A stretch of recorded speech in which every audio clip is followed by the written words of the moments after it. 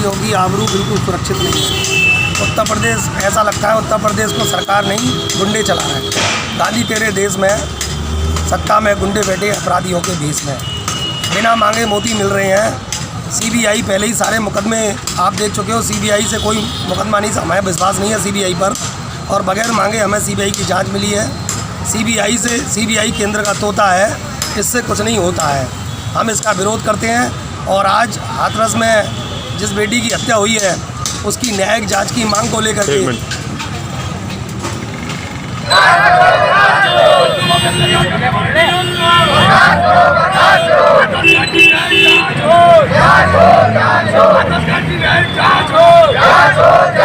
मथुरा आज अखिल भारतीय समता फाउंडेशन द्वारा दिनांक 5 अक्टूबर 2020 को दोपहर से 12 बजे से प्रदेश में बढ़ रहे बहन बेटियों पर अत्याचार, हत्या, हाथरस की बिटिया की हत्या की न्यायिक जांच व हाथरस के जिलाधिकारी को बर्खास्त कराने की मांग लेकर कृष्णा नगर बिजलीघर से विरोध march Bhuteshwar D gate, Bharatpur gate, Holi gate होकर विकास बाजार, गांधी प्रतिमा तक निकालकर प्रदेश के महामहिम राज्यपाल महोदया के नाम 9 सूत्रीय खुला मांग पत्र नगर मजिस्ट्रेट को सौंपा गया। अपने संबोधन में लोकेश राही ने उत्तर प्रदेश सरकार को बहन बेटियों की हत्यारी बताकर हाथरस के संविधान विरोधी व कमजोरों पर अत्याचार करने वाले जिलाधिकारी को बर्खास्त करने, रासुका के तहत कार्यवाही करने व जिलाधिकारी हाथरस पर हत्या का मुकदमा दर्ज कराने, हाथरस की बिटिया की हत्या की न्यायिक जांच, परिवार को सुरक्षा एवं यूपी सरकार पर विरोधियों को अनैतिक तरीके से दबाने, जुर्म करने, झूठे मुकदमे लगाने, आवाज दबाने के खिलाफ ज्ञापन दिया। विरोध मार्च में सीबीआई को केंद्र का तोता बताकर जालिम,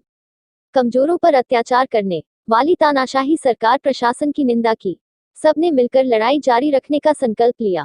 इस विरोध मार्च में अजय सनवाल, लोकेश राही, विक्रम शर्मा, सुभाष शर्मा, आकाश विकास, नरेश चौधरी, मनीष खामिनी, अंकित सागर, सोनू देव राही, सौदान अनूप, रवि पोया, रोहताश, भूपेंद्र भारतीय, भोला, प्रमोद विद्यार्थी, पवन खरे, विमल, राहुल सागर, एक देवेंद्र, राजेंद्र, निमेश, प्रजलाल, कॉमरेड, विजय कुमार, गोलू आदि ने मुंह पर काले मास्क बांधकर हाथी सरकार विरोधी पत्रिका लेकर मार्च में चल रही है। जो देश में चल रहा है वो किस तरीके का चल रहा है? देखिए, मैं आपको विस्तार पूर्वक बताना चाहूँगा कि हमें गांधी जी की प्रतिमा के समीप क्यों आना पड़ा।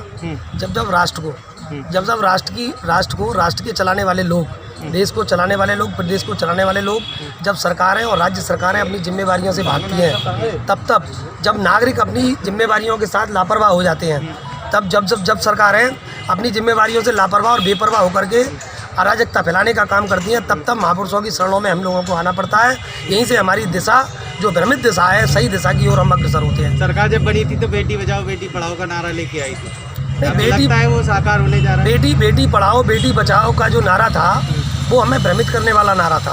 हकीकत कुछ और है, क्योंकि जिन लोगों ने ये नारा दिया था, ना तो उनकी बेटियां हैं, ना उनके बच्चे हैं, वो खुद अपने बच्चों को छोड़ करके गैर जिम्मेदारी तरीके से देश को निभा रहे हैं, तो उनसे हम उम्मीद नहीं कर सकते थे। और हमें देखने को भी मिल रहा है, जिन्होंने बेटी बचाओ बेटी बचा पढ़ाने का नारा दिया था, वो कितने जिम्मेवार लोग थे और उनके पास बेटी थी ही नहीं, तो वो बेटी बचाने का और बेटी पढ़ाने का जो नारा दे रहे थे वो तथाकथित नारा था। आज मैं आपको विस्तार पूर्वक बताना चाहूँगा कि हाथरस में जो घटना घटी है, हाथरस के जो जिलाधिकारी हैं, हाथरस के जिलाधिकारी ने जिस प्रकार से संविधान के अनुच्छेद 21 हमारे स्वतंत्रता के अधिकार का जो हनन किया है, वहाँ पर बलात्कार जो हुआ है भारत की बेटी का नहीं हुआ है, वो संविधान के बलात्कार हुआ है। संविधान के अनुच्छेदों का, स्वतंत्रता के मौलिक अधिकारों का और संविधान का बलात्कार हुआ है। और मैं आपको बताना चाहूँगा, हाथरस में बेटी की जीभ नहीं कटी है, बेटी की जीभ नहीं कटी है। हाथरस में बेटी की जीभ नहीं कटी है। उत्तर प्रदेश में बीजेपी बेटी की जीभ नहीं कटी है। भारत में बेटी की जीभ नहीं कटी है। जीभ कटी है नरेंद्र मोदी की, जो बहुत बोलते थे, पिछले 10 दिन से बिल्कुल नहीं बोल पा रहे हैं। ऐसा लगता है जीभ उन्हीं की कटी है। और नाक उत्तर प्रदेश की बेटी की नहीं कटी है, नाक दलितों की बेटी की नहीं कटी है, अनुसूचित जाति की बेटी की नहीं कटी है। नाक कटी है योगी आदित्यनाथ की, जो मारे श्रम के मुंह दिखाने हाथरस अभी तक नहीं आए हैं। मैं आपके माध्यम से उनकी इन कारगुजारी का, उनके कुकृत्य का, उनके गुंडों के द्वारा उनके प्रशासन को संचालित करने के तरीके का, हाथरस के जिलाधिकारी का, हाथरस के अमानवीय जिलाधिकारी के व्यवहार का, हाथरस की मीडिया के साथ हुई बदतमीजी का और हमारे कमजोरों पर हो रहे अत्याचार का जिलाधिकारी को बर्खास्त कराने की मैं आपके माध्यम से मांग करता हूँ। जब सरकार बनी थी तो एंटी रोमियो स्क्वाड भी आया था जी, बीच में एंटी रोमियो स्क्वाड आया था जब सरकार आई थी। क्या आपको लगता है एंटी रोमियो स्क्वाड समय